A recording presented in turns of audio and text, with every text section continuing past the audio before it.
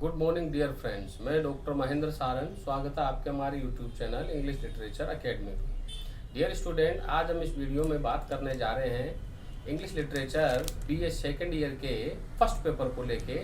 आज हम इसमें डिस्कस करेंगे क्योंकि 20 अक्टूबर को राजस्थान विश्वविद्यालय का जो पेपर है इंग्लिश का वो शुरू होने जा रहा है, तो आज हम उसी को लेकर चर्चा करेंगे। इसीलिए वीडियो को अंत तक जरूर देखें, लाइक और सब्सक्राइब जरूर करें।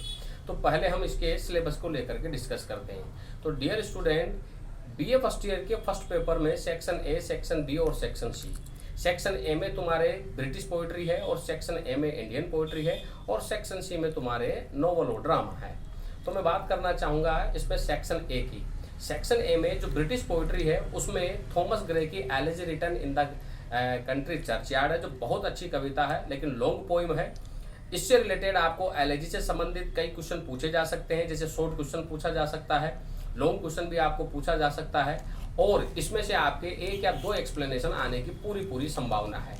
अब मैं बात करता हूं विलियम ब्लेक की, जिसमें बहुत शॉर्ट पोएम्स है, लंदन है और टाइगर है। टाइगर में इसमें उस वॉयलेंस को दिखाया गया है और टाइगर का वर्णन किया गया है कि टाइगर किस तरह से हिंसा को क्रिएट करता है।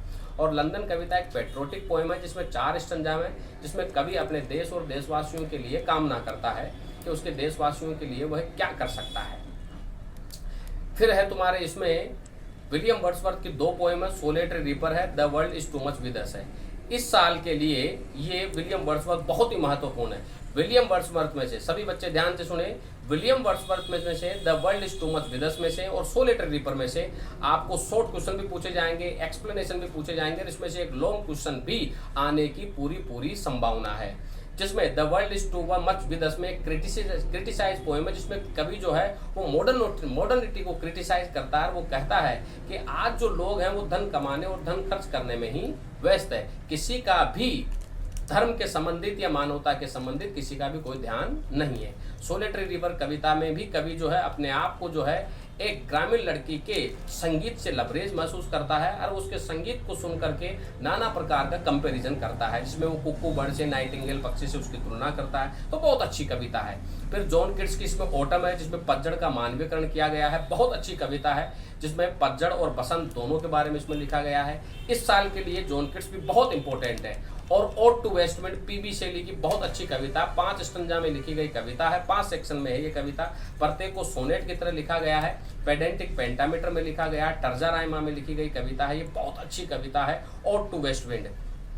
फिर इसी में ही तुम्हारे बायरन की जो कविता है there is a pathless wood, ये भी बहुत अच्छी कविता है। और rime of the ancient mariner S T Coleridge की एक अनफिनिश्ड पोएम है, जो बहुत अच्छी कविता है। तो तुम्हारे जो सेक्शन ए है उसमें तुम्हारे पास हो गया थॉमस ग्रे की एलिजी रिटन हो गई, तुम्हारे पास विलियम ब्लेक की तुम्हारे लंदन और टाइगर रह गई, और पीबी शेली की ओड टू वेस्टर्न विंड रह गई, जॉन किट्स की ऑटम रह गई, विलियम वर्ड्सवर्थ की सोलेटरी रीपर रह गई आपके, और the world is too much with us रह गई तुम्हारे।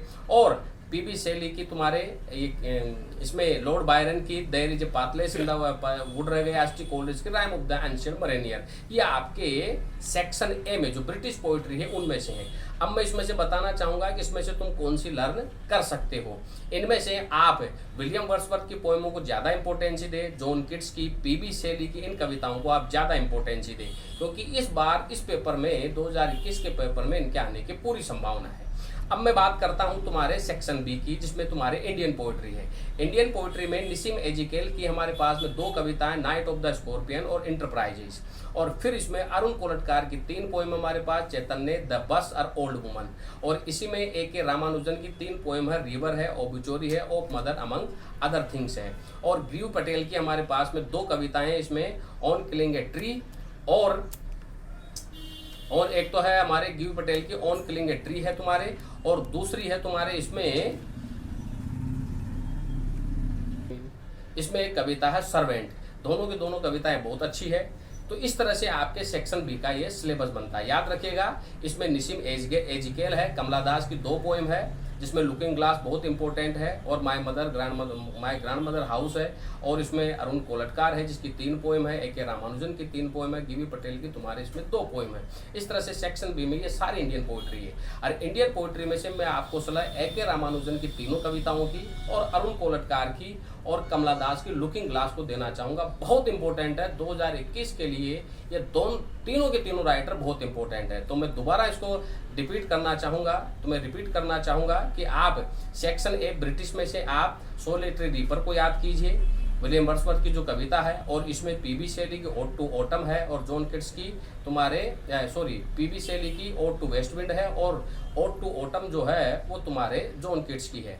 और इधर आप अरुण कोलटकर और A.K. रामानुजन और कमला दास की पोएमों को आप लर्न कीजिए।